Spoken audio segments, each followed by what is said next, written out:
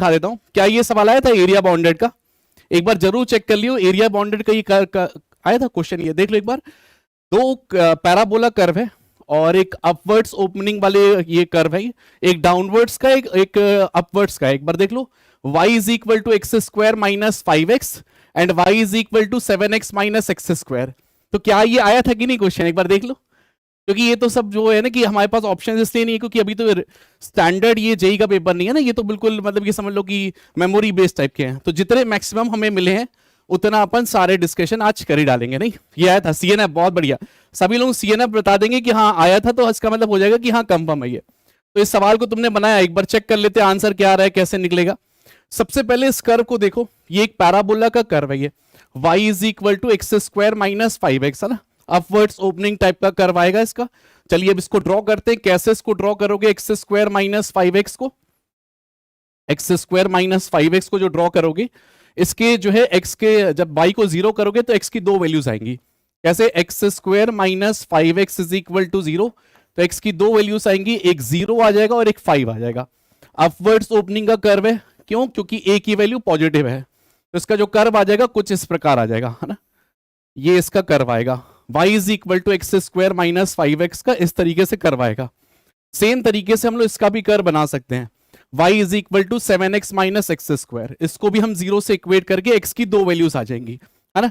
तो 7x minus x square को 0 से इक्वेट करेंगे तो x की दो वैल्यूज आ जाएंगी, एक 0 आ जाएगा और एक 7 आ जाएगा।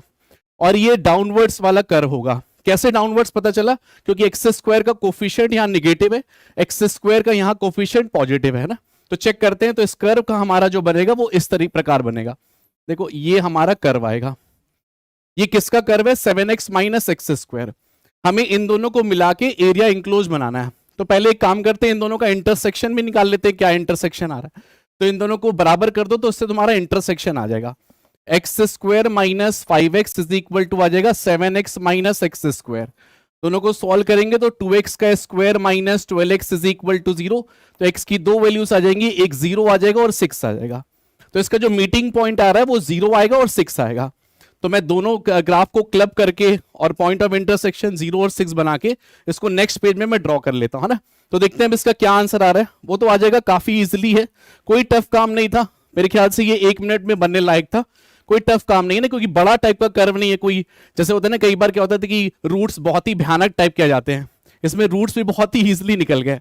तो लेट्स ड्रॉ दिस कि x इज इक्वल टू 0 और 7 कैसे मिलेगा। तो हमारे पास एक कर्व था एक्स स्क्वायर माइनस 7x, तो एक कर्व कुछ इस प्रकार था और एक कर्व कुछ इस प्रकार था।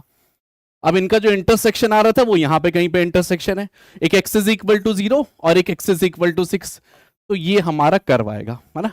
इसका हमें क्या करना है? एरिया निकालना है। इसकी इक्वेशन क्या थी? 7x माइनस एक्स का स्क्वायर। इसकी इक्वेशन क्या थी? X square minus 5x। Point of intersection हमें ऑलरेडी पता था कि 0 है और एक 6 है, तो इसमें हम लोग क्या करेंगे? ये x के अलाउंग कर लेंगे, थोड़ा इजी पड़ेगा। अपर कर माइनस लोअर कर, दैट्स इट। देखो कितना आसान हो गया, 0 से लेके 6 तक इसको इंटीग्रेट करेंगे। अपर कर माइनस लोअर कर्व, ये अपर कर्व दिख रहा होगा, minus lower curve, x square minus 5x, that's it. तो इसका कुछ आंसर आया था तुम्हारा, देख लो, यही क्वेश्चन था, तो इसका तुमने आंसर निकाले थे। तो क्या आंसर आया था? तो एक बार निकालते, तो आई थिंक यहां पे आएगा 0 से लेके 6 तक 12x माइनस 2x का स्क्वायर इंटू dx, है ना। यहां से 2 हमारा कॉमन आ जाएगा और इंटीग्रेट करेंगे तो 6x का इंटीग्रेशन आ जाएगा, 6 इंटू एक्स स्क्वायर बाई 2 आ जाएगा, minus x cube divided by 3 आ जाएगा। और इसको इंटीग्रेट करेंगे 0 से लेके 6 तक, आई थिंक ये कैंसिल, ये कैंसिल, तो ये वैल्यू आ चुकी है 3 के बराबर। एक्स स्क्वायर भी यहां से कॉमन आ रहा है, तो 2 इंटू यहां पे वैल्यू आ रही है 6 square into 3 minus 6 cube divided by 3 आ रहा है। और यहां से 6 स्क्वायर कॉमन है, तो 2 इंटू 6 स्क्वायर इंटू 3 माइनस 6, तो आई थिंक 1 आ रहा है। तो 36 इंटू 2 72 इज द आंसर आ रहा है। तो प्यारे बच्चों एक बार बता दो, कंफर्म कर दो, ये 72 तुम्हारा आंसर आया था। देखिए बहुत ही इजी सवाल था। अगर इसमें ना रूट्स थोड़े से कॉम्प्लेक्स हो जाते हैं, जैसे कि नहीं रैशनल टाइप के आ जाते हैं, तो वहां पे शायद हमारी कैलकुलेशन थोड़ी सी टफ हो सकती थी। हो सकता है यही हो, वैसे तुम बता रहे हो कंफर्म है, तो इसका मतलब ये सवाल थोड़ा इजी लेवल का हो गया, जल्दी इंटीग्रेट हो गया ना। तो 72 इज द आंसर, है ना। तो एक बार आगे अब देख